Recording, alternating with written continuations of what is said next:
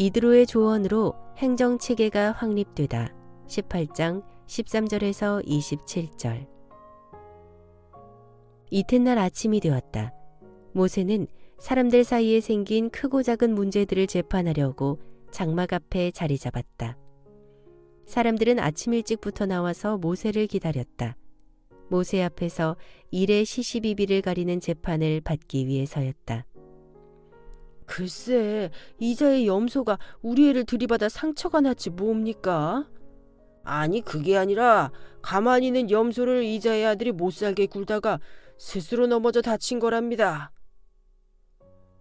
모세는 그들의 사연을 듣고 옳고 그름과 적절한 배상액 등을 판가름해 주었다. 겨우 한 사건이 해결되면 다음 사건이 줄줄이 기다리고 있었다. 그렇게 해결해야 할 사건이 끝도 없이 많았다. 이드로가 그런 광경을 한참 동안이나 가만히 지켜보고 있었다. 이윽고 밤이 되어 사람들이 각자의 장막으로 돌아가자 모세도 지친 몸을 이끌고 장막으로 돌아왔다. 경무에 시달려 파김치가 된 상태였다. 그런 모세를 보며 이드로가 말했다. 여보게, 자네는 무슨 일을 그렇게 하는가? 왜 그들의 문제를 혼자서 다 처리하는가? 사람들이 아침부터 재판을 받기 위해 오래 서서 기다려야 하지 않은가? 또 자네는 자네대로 모든 재판을 혼자서 담당하느라 기진맥진한 상태가 아닌가? 장인어른, 분쟁이 생길 때마다 그들은 그 문제를 가지고 제게로 옵니다. 그러면 저는 양쪽 의견을 듣고 옳고 그름을 판가름합니다. 그들에게 하나님의 뜻을 알려주고 또 하나님이 지키라고 말씀하신 규례도 알려줍니다. 이스라엘의 최고 지도자 모세는 광야 여행 도중에 백성들에게 생기는 여러 분쟁에 대해 시시비비를 가려주는 재판관 역할도 기꺼이 수행했다. 이집트 궁중에서 고도의 학문을 익혔기에 법적 문제를 파악하고 해결할 수 있는 능력과 자질을 충분히 갖추고 있었다. 하나님의 율법이 주어지기 이전이었으므로 모세는 하나님의 계시에 의존하는 신탁 재판을 행했다. 하나님은 모세의 요구에 따라 자신의 뜻을 드러내어 보여주셨다. 모세의 답변을 듣고 이드로가 걱정했다. 아무래도 지금처럼 일을 처리하는 방식은 슬기로운 것 같지 않네. 어떻게 혼자서 그토록 수많은 분쟁을 다 판가름할 수 있단 말인가? 자네는 오래지 않아 분명 탈진하고 말 걸세. 네, 저도 하루하루가 무척 힘듭니다. 뿐인가? 사람들도 재판 순서를 기다리다 모두 지쳐있는 것 같네. 그러겠지요. 사람들이 워낙 많아야지요.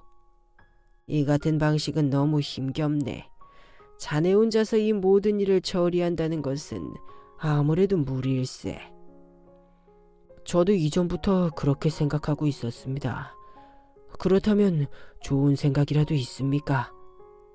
내가 하는 말을 한번 들어보게. 자네에게 조언해주겠네.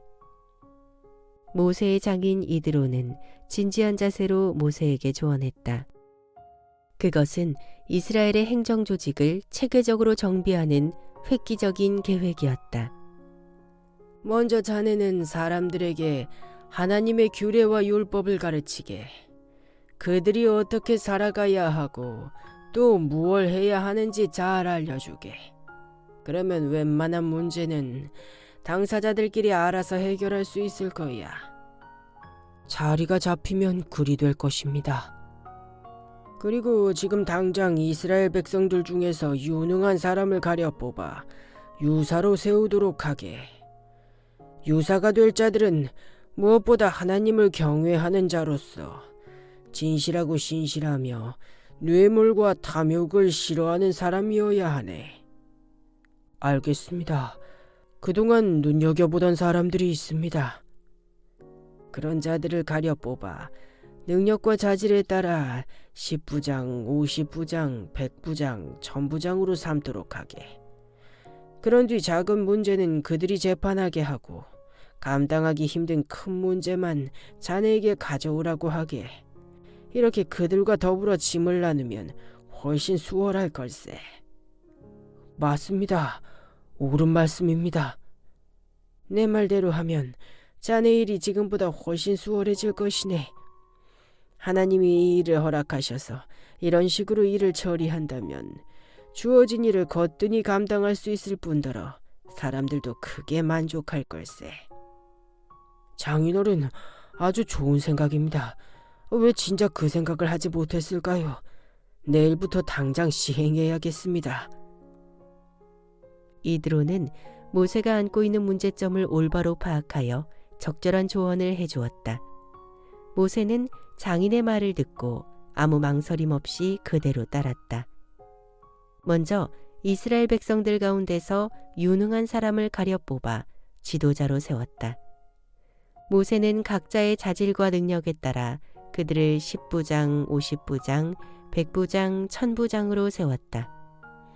10부장은 10명의 지도자다. 50부장은 50명, 100부장은 100명, 1000부장은 1000명의 지도자다. 이렇게 10명, 50명, 100명, 1000명 단위로 재판을 담당하는 유사를 두었다. 당시 이스라엘의 장정 수요는 60만여 명이므로 이들을 대상으로 유사를 뽑는다면 10부장은 6만 명, 50부장은 12,000명, 100부장은 6,000명, 1000부장은 600명이 되었을 것이다. 효과는 놀라웠다. 유사들이 이스라엘 백성들의 문제를 재판하게 되자 오랜 기다림 없이 신속하게 해결되었다. 유사들은 간단하고 작은 문제는 스스로 처리했다. 자기들 선에서 해결하기 어려운 큰 문제만 모세에게로 가져왔다. 모세는 그런 문제들만 해결하면 되었기에 별 어려움 없이 혼자서도 거뜬히 일을 처리할 수 있었다. 유사들을 세움으로써 행정조직을 체계화한 것은 재판에서만 효과가 있었던 게 아니다. 각종 지시를 전달하거나 보고를 받거나 전투를 수행할 때도 탁월한 효과를 기대할 수 있었다. 이렇게 해서 이집트의 노예 민족에 불과했던 이스라엘이 점차 어엿한 국가로 서서히 자리를 잡아가고 있었다. 얼마 뒤 모세의 장인 이드로가 모세에게 말했다. 여보게, 이제 나는 그만 집으로 돌아가야겠네. 미디안 집에 가서 그동안 하지 못한 일들을 처리해야겠네. 부디 가나안 여정을 잘 마치도록 하게. 여호와 하나님께서 항상 자네와 함께 하실 걸세. 장인어른, 좀 더 계시지요. 장인어른이 곁에 계시면 여러모로 도움이 됩니다. 아닐세. 너무 오래 집을 비워두어서 이제 그만 가보아야 하네. 가서 처리해야 할 일이 많다네. 이드로는 딸 십보라와 두 손자와 애틋한 작별을 나눈 뒤 모세의 따뜻한 전송을 받으며 고향 미디안 땅으로 돌아갔다.